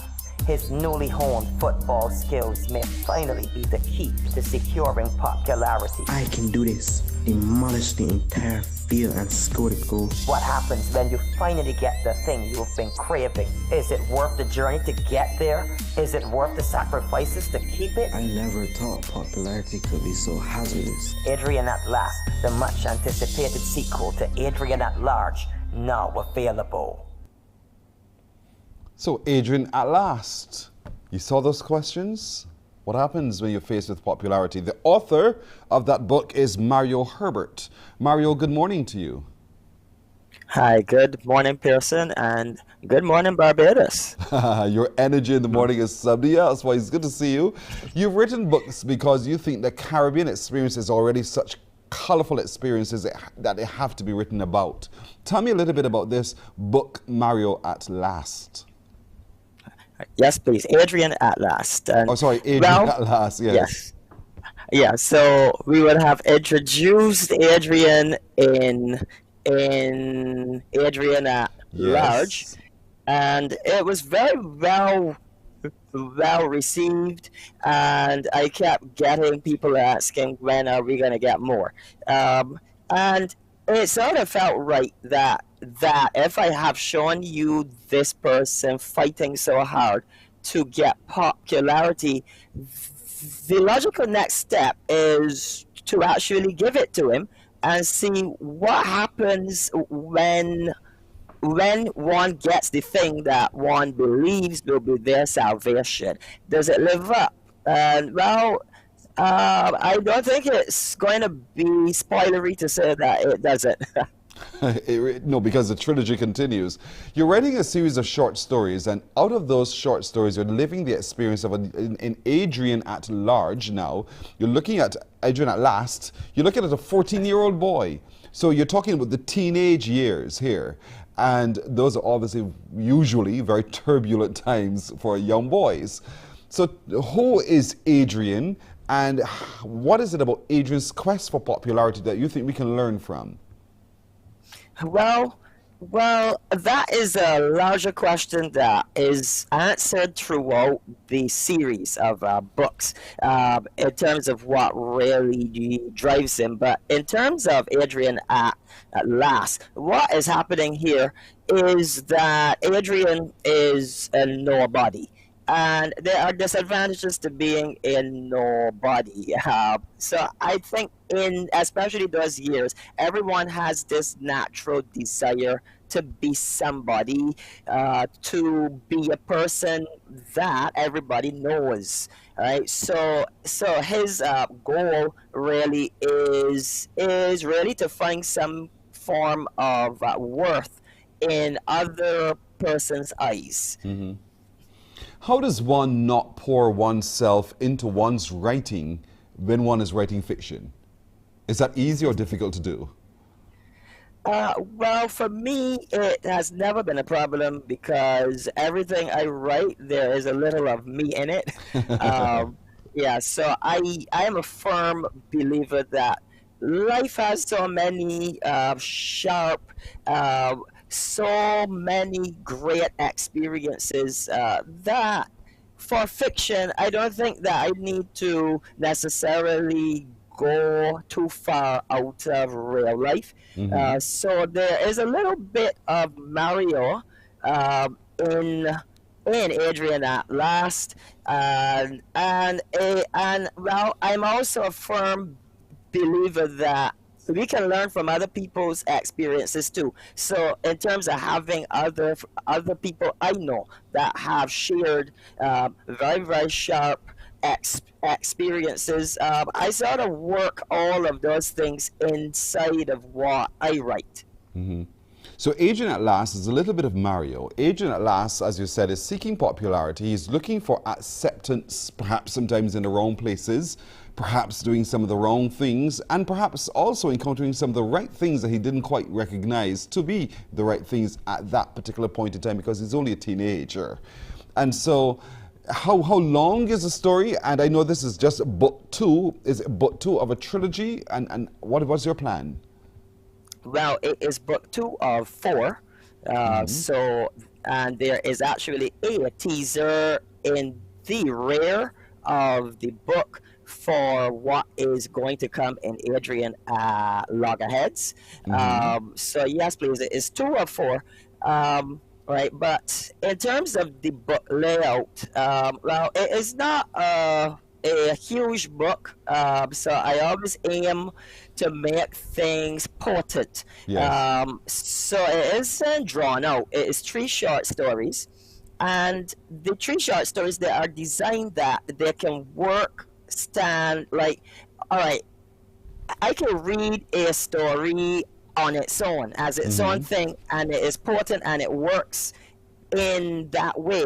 However, when you read them one after the next, they do tell one cohesive tale. So you see how he becomes popular in the first story, you sort of see the advantages of it in story number 2, and by the time you reach story number 3, you are like 1 week into him being popular, and the cracks start to show. So the Yes. disadvantages become really evident by the time you reach the 3rd story.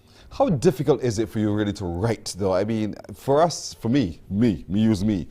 If I'm writing, you write an essay and you're done, but you're writing a book. How do you keep it straight in your head? And how does it all flow out of you onto the page? Well, it's actually pretty easy for me, I have found.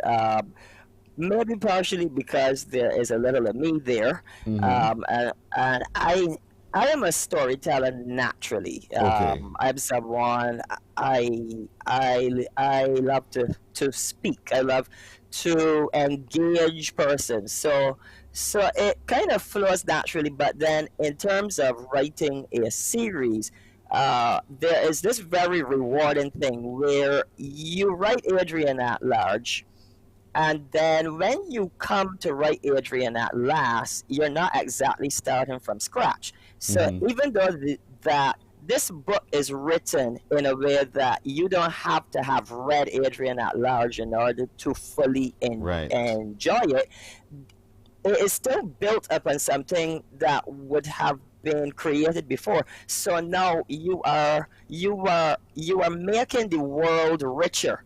So what happens then is that every new book it is making the world you have built richer.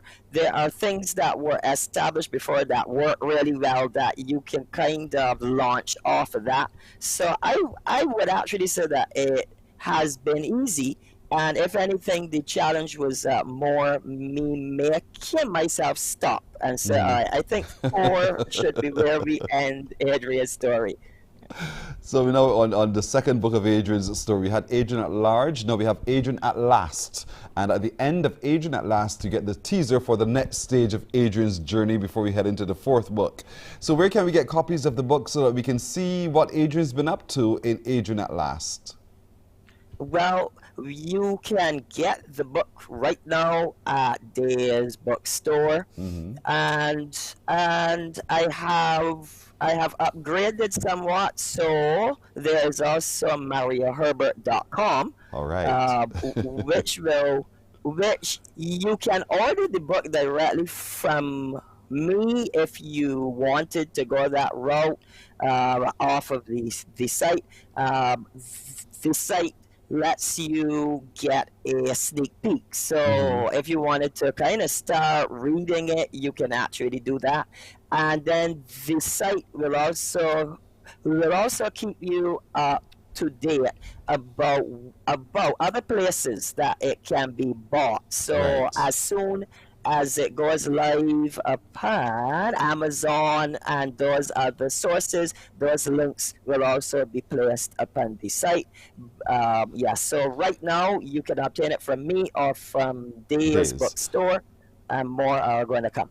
All right, MarioHerbert.com is the website you can go to learn more, to read more, to feel more about Adrian and Adrian at large, now Adrian at last, next to come soon, real soon. Mario, thank you again for joining us here on Morning Barbados. All the best, and keep writing. Don't ever stop. I don't think you will ever stop, because you seem like that kind of a man who likes to write, who's just going to write. Thank you so much for joining us this morning. All the best.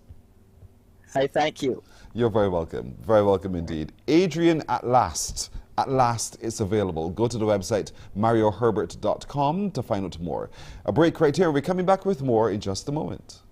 Morning, morning, morning. Good morning.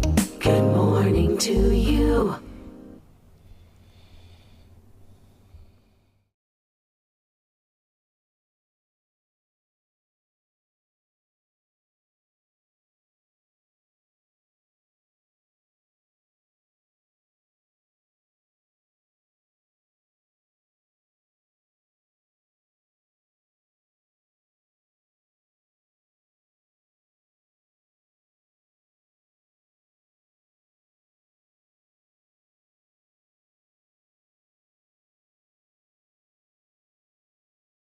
Morning, morning, morning. Good morning. Good morning to you.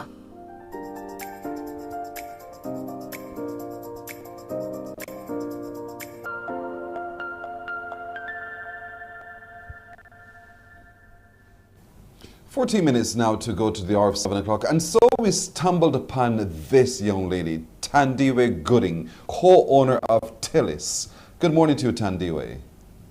Good morning.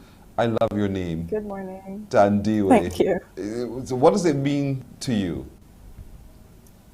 Well, I've grown to love it over the years. When I was younger, it was a hard name to have because Yes. nobody could pronounce it, but I've grown to love it.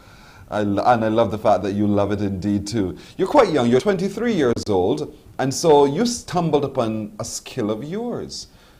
What is it, and how did you find this? Well, it's not just me. The other co-owner of Tillis has an engineering background, and I have an art background, and we came together and realized that combining the two could be very useful for the 3D printing business, and that's how it came to be. So you're into 3D printing.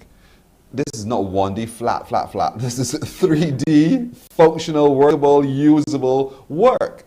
So give me a sense of when you sat down together, both of you, you made the decision, and so you now had to invest in this idea. How is it now moving beyond simply the idea to making it a reality?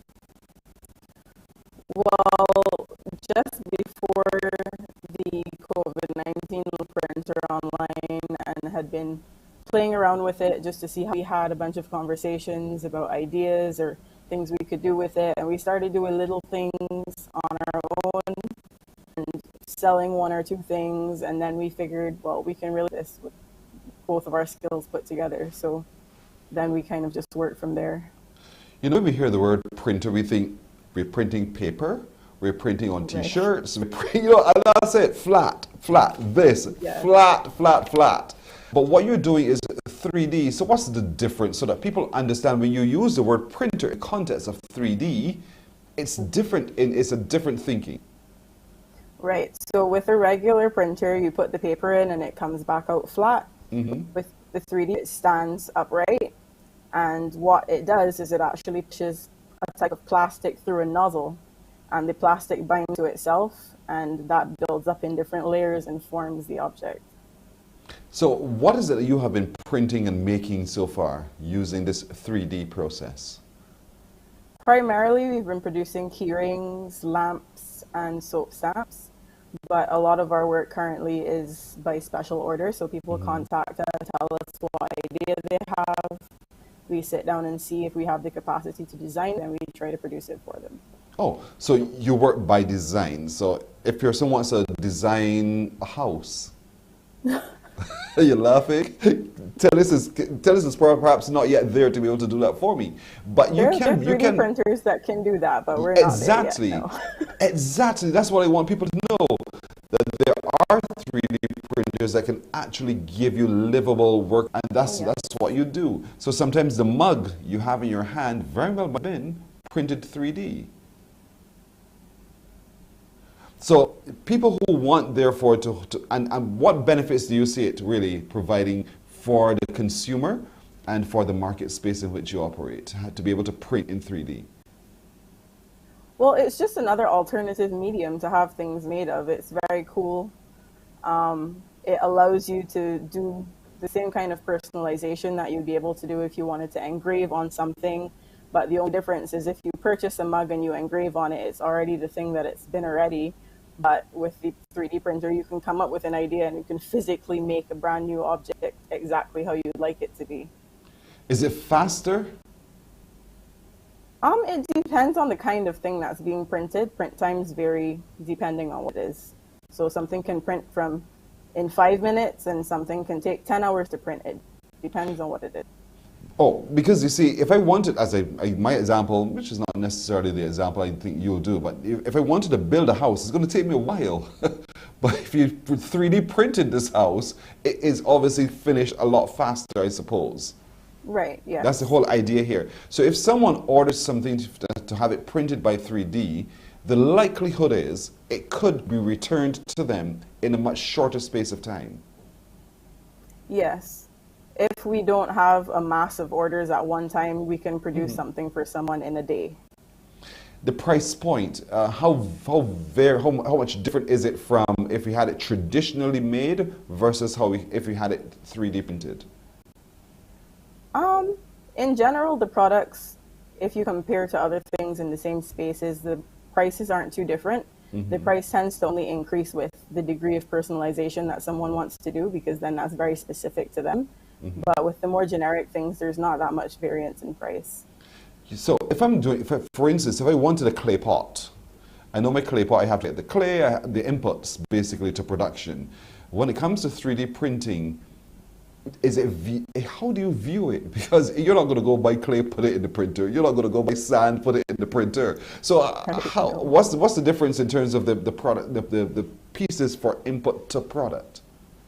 So if someone says that they would like a keyring of a monkey, we would go on the computer and generate a computerized image in a particular program, and then that image would be transferred to the printer, and the printer would use a specific kind of plastic to then print that image out in the three-dimensional form. So it's essentially plastic? Yes. But sturdy plastic, durable plastic? Yes. It's very hard. It's very hard. And you know, the other thing that we question a lot is if it's light, it probably is not quite as good as it ought to be. It needs to have a little bit of weight to it. Does it have weight to it? You can adjust how it's printed. So some things we print are solid if it's something that needs to be completely solid. And for other things, if we think that it needs to be lighter for some reason, we can adjust the way that it prints so that it's not completely solid and is printed with spaces. Yeah. You don't want your things being blown by the wind. So what's been the response so far in the market space to the service that you offer at Tillis? It's been surprisingly positive. I think when we went into it, we went in just trying something new and not really with too high expectations, but people have responded very positively and get very excited about things when they receive the orders. So it's been fun to watch. What's been your largest order thus far? Curious. You don't have to call the client's name, but what's been the largest order? 30, 50 things at a time. 50 things at a time. Well, there you go. Tillis. Tillis is the name of the company. Tandiwe Gooding is her name from Tillis. All right, folks, that's it for today and for the week. Thank you so much for being with us. Thanks to my producer, Nadia Foster, technical director, Anderson Nurse, sound engineer, Christopher Blenman, along with Ruel Ford. At Master Control has been Tamisha Green. I'm Pearson Bowen. For the crew, to all of you, thank you. Have yourselves a wonderful weekend. Should it be God's will, we'll see you on Monday. Bye-bye. Wake up, wake up, wake up, wake up. Barbados, get up. Good morning.